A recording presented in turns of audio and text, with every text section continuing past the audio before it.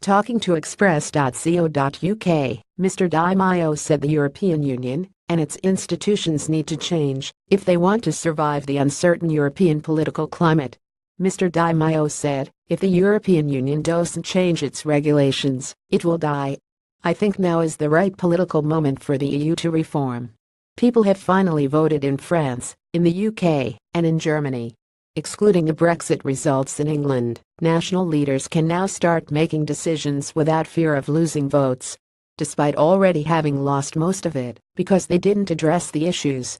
We want the EU to exist, but it must do so in a fair way inspired by its founding principles. The Five-Star Movement M5's politician was recently chosen to represent his party at the upcoming Italian election to select the southern European country's next prime minister in spring 2018. Daily Express. Italy's leading PM candidate Luigi Di Maio said the EU needs to change to become fairer. Di Maio won the primary election during an online vote that saw 30,936 M5 supporters casting their preference, returning an 82% victory for the young MP. The prime ministerial candidate appeared on the political scene in 2007, running for the first time in 2010 and entering parliament in 2013 after the last political elections held in the country.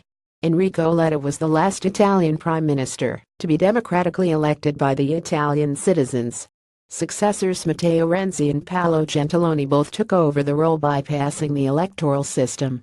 Son, July 2, 2017. Born in 1986, Mr. Di Maio is the youngest ever vice president of the Chamber of Deputies, having started his mandate age 26. In perfect sync with his party line, Mr. Di Maio is planning to run on a manifesto promising a swift reform of the overly bureaucratic Italian legislative system.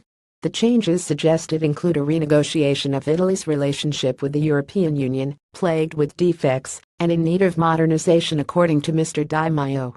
He said, "We want to change the EU. We want to modify a series of treaties, rules that don't work. The monetary union has many defects. Before letting Italians decide whether they want out or not, we need to rectify these defects."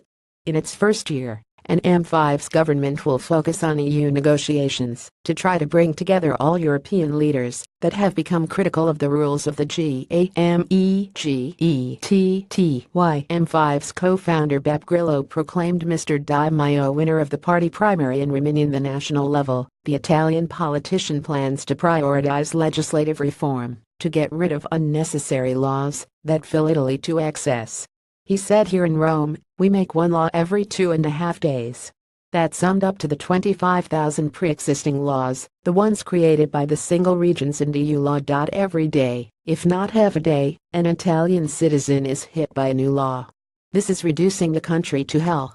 Everything is blocked, and when we have a problem we don't know who has to resolve it and which law applied to it." According to latest index research polls, Mr. Di Maio's M5 is leading the Italian political scene with 26.6% of preference against the governing Partito Democratico PD, stalled at 25.5%.